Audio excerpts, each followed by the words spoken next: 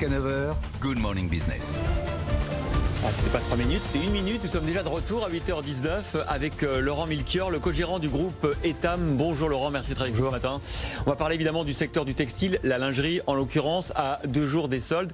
Comment allez-vous déjà? Est-ce que vous avez un peu amorti cette crise et la fermeture des magasins? Je sais que vous êtes très présent en ligne, mais globalement, vous en êtes où? On est, ce que je disais en sortie de Covid, le démarrage a été un tout petit peu difficile et ensuite finalement avant ce décalage de solde, puisque on a 3 semaines de décalage par rapport à l'année dernière, on était on va dire ISO N-1 sur nos activités de lingerie, ouais, et négatif sur nos activités de prêt-à-porter. C'est un peu comme le marché, donc on a des indicateurs de marché, on est un peu au-dessus du marché. On s'est aperçu que l'enfant, donc tout ce qui était équipement enfant, sport et maison, globalement sont des industries qui ont bien fonctionné. La lingerie, on a fait un peu mieux que le marché, donc légèrement positif, plus pour être très précis, avant le décalage de solde. Par rapport à la même période de l'an dernier, mais évidemment vous n'avez pas rattrapé. Il n'y a aucun rattrapage. On a perdu 120 millions d'euros pendant la fermeture de nos magasins, et le plus 1 il est à magasin comparable, sachant que les centres 120 millions d'euros, je rappelle que vous êtes à 1 milliard d'euros de chiffre d'affaires à peu près. Exactement. Et les gros centres commerciaux ont ouvert plus tard, donc c'est pas depuis le 11 mai, c'est à ouverture de chaque magasin. Alors vous venez de dire on était pas mal jusqu'au report de 3 semaines de l'ouverture des soldes qui aura lieu donc mercredi. Vous regrettez ce report, vous ? Non, alors moi ce que je regrette en fait, c'est juste qu'il n'y ait pas eu d'annulation des soldes, parce que on voit que le Covid repart. La réalité, on sait que le R0 il repasse au-dessus de 1 dans certaines régions. Alors ça va pas être uniforme en France, et on a tous, je pense, une responsabilité, chefs d'entreprise et citoyens, de faire en sorte que ce virus ne circule pas. Alors moi j'ai mon petit masque dans la poche, mais ici on l'a pas vraiment porté. Mais on est à 1m50. Ici, ouais, on est à 1m50, mais et c'est pareil dans nos bureaux. Mais et je pense que le fait de faire les soldes c'est un système de volume. En fait, à un moment donné, il faut qu'il y ait beaucoup de monde dans un magasin pour que les soldes fonctionnent. Donc il y a les soldes en ligne. Et je pense que le fait de déréguler les soldes, de dire finalement on n'aurait pas eu de date fixe des soldes et chacun serait parti sur des promotions un petit peu comme il le veut. Mais vous nous dites là, ce matin, c'est pas raisonnable de lancer les soldes mercredi alors que le virus frémit. Non, je pense que le principe d'avoir suffisamment de monde dans les magasins pour faire du volume et donc repasser sur des historiques entre guillemets qui étaient sur la fin juin de l'année dernière au 15 juillet, c'est quelque part c'est pas complètement raisonnable. Nous, on a la chance d'avoir pu couper nos achats, d'avoir une chaîne d'approvisionnement suffisamment réactive pour durant les 2 mois de fermeture changer nos planifications achats, et donc du coup finalement on se retrouve dans une situation là au démarrage des soldes qui est meilleure que l'année dernière. Donc on a perdu nos 120 millions d'euros de chiffre d'affaires. On se retrouve avec moins de stock finalement en démarrage de soldes, et donc nous on va jouer des soldes qui vont être très légères comme les ventes privées que tout le monde a fait là, depuis maintenant 2-3 semaines, et je pense que comme nos voisins en fait, à part les Belges, les Allemands, les Anglais, les Espagnols, il n'y a pas de date officielle de solde. En fait chacun fait sa promotion quand il a besoin. Et ça c'est mieux parce que finalement vous êtes présent dans 55 pays, donc vous avez cette vision 360 de comment font nos voisins, notamment en Europe. Vous dites finalement ces soldes massifs où on surconsomme, est-ce qu'il ne faut pas les abandonner ?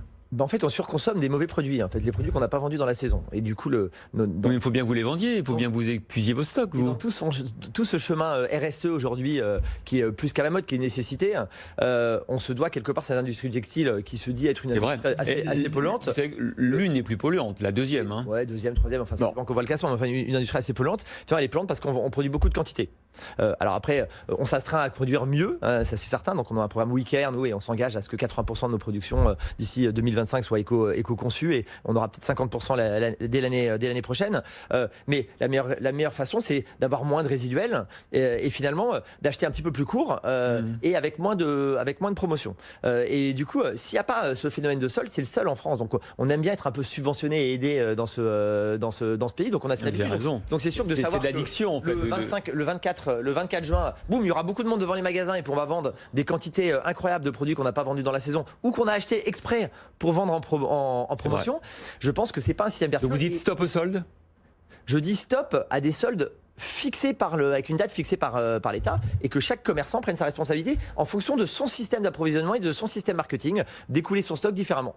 Et les enseignes qui l'ont fait dès cette saison en se disant finalement je vais pas vraiment faire des soldes en fait, pour bien connaître l'industrie, c'est plutôt ceux qui s'en sortent le mieux en marge aujourd'hui. Alors vous parlez de RSE, vous savez qu'on aime bien ici challenger ceux qui parlent de RSE. Vous dites il faut faire des production peut-être plus courte, s'adapter à la demande, faire moins de production de série. Est-ce qu'on peut le faire quand, comme vous, on est très présent en Asie, où vous produisez une grande partie au Bangladesh, en Chine? Est-ce que c'est compatible avec ce que vous venez d'expliquer, c'est-à-dire cette logique du produire plus dans des séries plus limitées et avec moins de dégâts en gaz carbonique? Si on prenait juste la marque Etam, au sein des marques du groupe, c'est un peu plus de 30 millions de pièces. Si on se dit que finalement on fait pas de solde en France, au lieu d'acheter 30 millions, on est acheté 28 millions de pièces.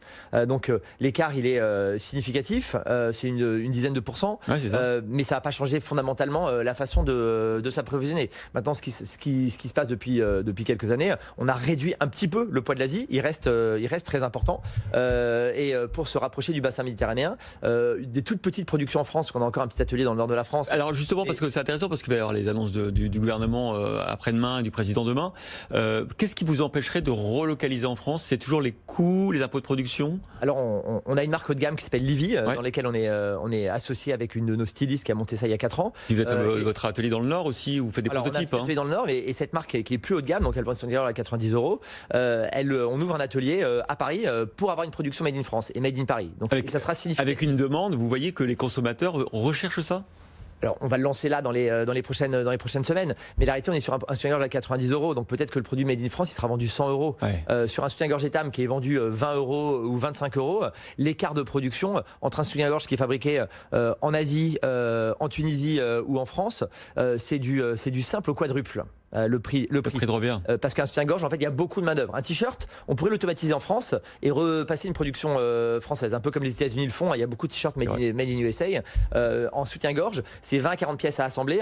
Et donc, la part de main-d'œuvre dans le coût du soutien-gorge est beaucoup plus importante. Et du coup, en France, à ces niveaux de prix, c'est pas possible. Donc, c'est plus le coût de la main-d'œuvre, en l'occurrence, de votre industrie, que celui des impôts de production, par exemple, qui est déterminant dans le coût total. Dans notre métier, oui. Dans notre métier, oui, clairement. Et donc cet engagement RSE, là vous dites 50% dès l'an prochain, peut-être 75% à terme d'éco-responsabilité. Qu'est-ce que vous mettez dedans dans ce mot? Alors on met d'abord les matières, parce que tout ce qui est en termes de main-d'œuvre, de social, on a déjà des contrôleurs qualité partout dans le monde, et donc on s'assure de travailler que nos usines travaillent dans des bonnes conditions. Et donc c'est des matériaux qui sont recyclés et recyclables. C'est du coton organique. Donc c'est toute une foule de matières. C'est moins d'avions, c'est plus de bateaux, c'est des entrepôts qui sont autosuffisants en termes en énergie, etc. Et donc c'est toute une supply chain, une chaîne d'approvisionnement qui est plus vertueuse. Et c'est les premiers 20%, ils sont assez faciles à faire en fait. Passer de 20-50, ça devient compliqué, et de 50 à 80, c'est là où ça décide une vraie transformation. Et je prends l'exemple de nos pyjamas. On vend beaucoup de pyjamas en polyester en fin d'année. Cette année, j'ai imposé à ce que 100% de ces pyjamas soient avec du polyester recyclé. Donc ça a été une bataille depuis 2 ans avec les achats qui disent on peut pas, les marges, etc. Bon, on s'aperçoit que en remontant la supply chain, en allant directement acheter sa fibre auprès de l'usine sur une fibre recyclée, en fait, on arrive à tenir nos prix et satisfaire aussi davantage nos consommateurs. Je voudrais qu'on parle un peu de distribution, Laurent, parce qu'au sein du groupe familial, vous avez été notamment celui qui a beaucoup développé le e-commerce. Vous avez toujours 1400 boutiques dans 55 pays. Ouais. Est-ce que c'est pas trop? Est-ce qu'avec ce qui s'est passé avec le confinement, la Covid, avec les ventes que vous avez réalisées en ligne, est-ce que vous dites pas, je vais peut-être devoir rationaliser un peu mon réseau de distribution? Alors on a la chance on a refait cet exercice évidemment pendant et post, on va dire, confinement, parce qu'on n'est pas encore post-Covid. La chance qu'on a, c'est qu'on fait tourner notre parc magasin très fréquemment. Et on fait cet exercice depuis que j'ai pris la direction du groupe il y a un peu plus de 10 ans. Et donc du coup, on n'a pas beaucoup de magasins en fait qui sont pas des magasins bien placés. Et je prends l'exemple la France qui reste notre plus gros marché et notre enseigne leader qui est la marque Etam en lingerie. On avait 300 magasins en novembre 2009 qui faisaient que de la lingerie en France. On est en 2020, on a toujours 300 magasins. Mais pas au même endroit. Pas au même endroit. On les a agrandis, on a amélioré l'expérience client. Mais c'est la première chose que je me suis dit en fait, c'est en 2009, c'est 300 magasins et je n'en veux pas de plus. Et nos petits amis français, et vous n'en voulez pas moins? Difficulté aujourd'hui. Ils ont ouvert trop de magasins et pour bien les connaître, certains, de qui vous parlez? Non, prenez des gens comme Camailleux par exemple, La Halle, c'est des enseignes qui ont ouvert beaucoup trop de magasins. En fait, ils ont dépassé la ligne finalement qui correspond à leur part de marché. Donc à un moment donné, en fait, vous avez votre magasin, votre périmètre comparable qui baisse avant tout parce que vous avez ouvert des mètres carrés additionnels et que le marché il est pas extensible à l'infini. Donc on pense qu'avec ces 300 magasins à quelque chose près, on n'a pas besoin de le réduire parce que on a des parts marché à aller chercher encore, et donc on va aller chercher un peu dans ces magasins déjà ouverts et beaucoup en digital et en service omnicanal évidemment qui est clé. En digital, vous avez beaucoup progressé pendant le confinement? On a triplé notre chiffre d'affaires. Ouais. Ça représente combien aujourd'hui le digital de votre chiffre d'affaires? Le chiffre d'affaires vraiment sur les sites.com du groupe, hein, donc on oublie toutes les marketplaces, etc. C'était 7%, donc c'est pas encore énorme.